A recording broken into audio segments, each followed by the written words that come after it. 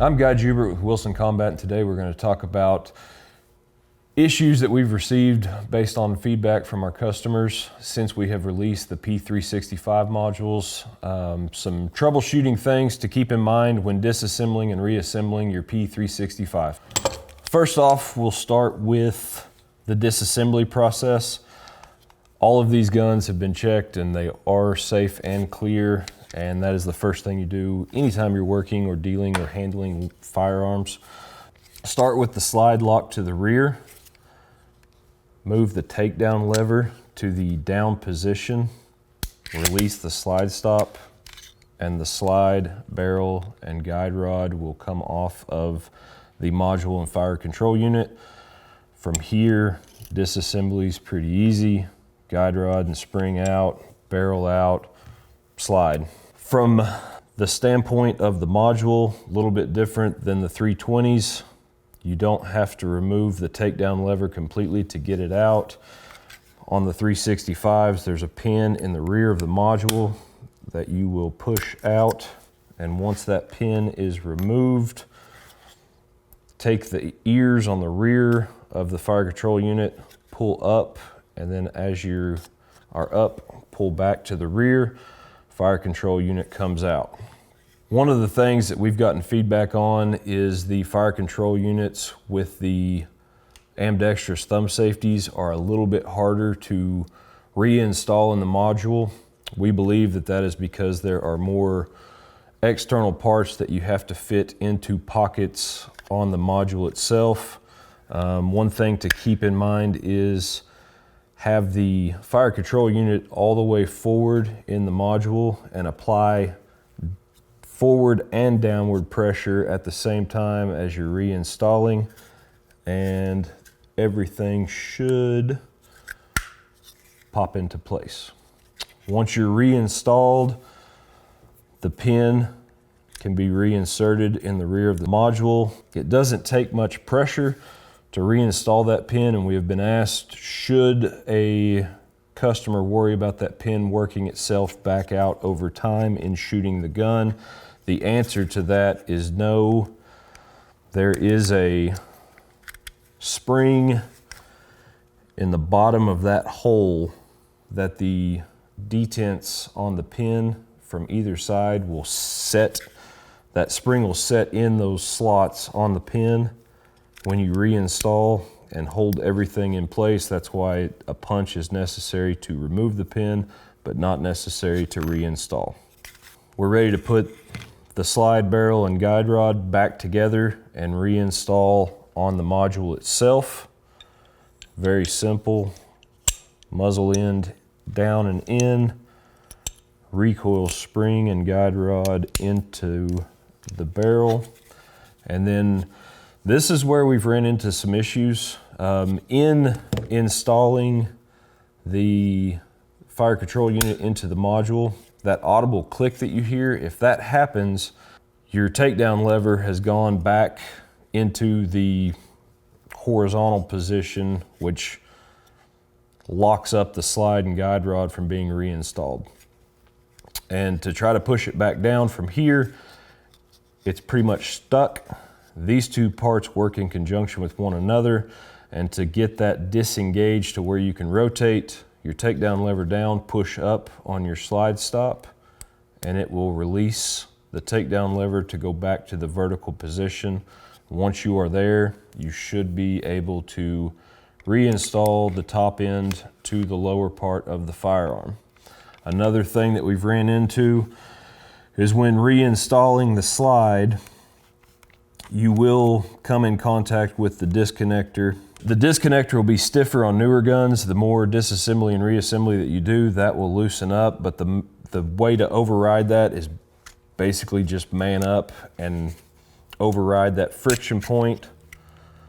Lock the slide to the rear, re-engage the takedown lever in the horizontal position, release slide, and you have disassembled, reassembled, and are ready to go back to the range and use your P365. There are a lot of modularity capabilities with the P365, much like its big brother, the P320. And if you have a standard P365 with the shorter slide barrel and frame, you can mix and match the XL modules with that particular gun, but there are some things you need to keep in mind when doing that. So if you were to take an XL module with a standard P365 top end and make the switch to where you've basically created a P365X size gun, you will need new 12-round magazines to work with the XL module. If you try to use the 10-round magazines that came with your standard P365, they are not long enough to catch in the mag lock and will fall out. So you can do this, but you'll need new magazines. On the flip side of that, if you were to take the XL size slide and for whatever reason you wanted to put the standard size module on the XL top end, that can be done, and your 12-round magazines will lock into place, but you will have a gap around the bottom of the module and the top of the base pad. We're going to talk about some of the custom features that can be done through Wilson Combat to the P365 platform. Side options. The dovetails on the P365 are the same as the P320, so all of the 909 series front sights will interchange from the 320 to the 365. We recommend the 215 height on the 365s. In regard to the rear sight, we recommend the 910 series rear sights for the 365s. The 953 family of rear sights will also work. There's a recess cut on the top of the slide on the P365s, and the shelf of the 910 series sights covers that recess cut, where the 953s that don't have a rearward shelf won't cover the recess on the slide. And it doesn't look as appealing to the eye. It will work, but be in mind, you will have the recess cut exposed when using the 953 rear sights as opposed to the 910 rear sights. Other custom features that can be done to the 365 line are enhanced cocking serrations, slide top serrations, Wilson Combat logo, and the sights, as well as conjunction with the new P365 modules. The modules come in black and tan for non-safety variants in both the standard size and the XL, and they also come in black, standard, and XL sizes for the variants that have ambidextrous thumb safeties. The question has also come up in feedback and conversation with our customers: will the SAS variant of the P365 work with the Wilson Combat Grip Module?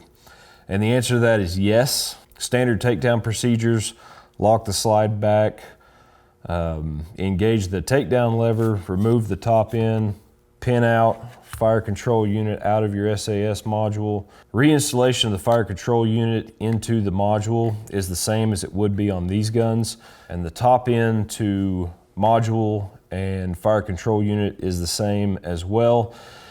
The only difference is if you can access the slide stop on the SAS variants, you might need to do a modification to the notch on the Wilson Combat module to where you can still access the slide stop.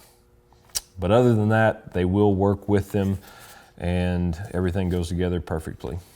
Disassembly of a non-thumb safety version. Very similar to the safety version, lock the slide to the rear, move the takedown lever to the vertical position, release the slide lock, and ease the top end off of the module and fire control unit. Remove the pin in the rear of the module and the fire control unit. Get the ears at the rear and pull up on the fire control unit. Once you're in the angled position, you'll go up and back to get the fire control unit out. Because you only have to worry about the takedown lever and the slide stop instead of the ambi safeties, these ones are a little bit easier to install just by lining up the parts on the fire control unit and the module itself. Start everything in a downward position. Make sure you're seated fully into the front lug of the module, and as applying pressure forward and down, everything will snap into place on the module. And reinstall the pin in the rear. Once the pin is installed, as you can see, our takedown lever got moved into the horizontal position during the installation of the fire control unit, and we need to push up on the slide stop to disengage the lock mechanism so we can get back in the vertical position.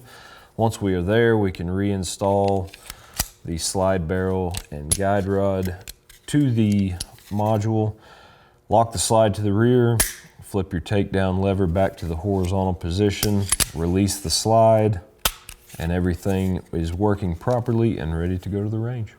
Some other troubleshooting nuances that we've discovered or learned about through feedback from our customers on the P320 is on the carry and compact size guns, reinstalling the guide rod after disassembly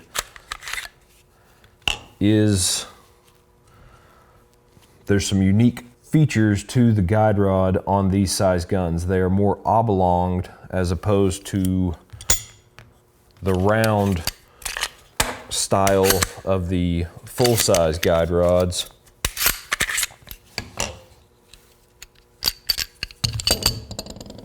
So you can see the difference in perfectly round and oblonged. The round ones are common in the full-size, and the oblonged ones are seen in the carry and the compact size P320s.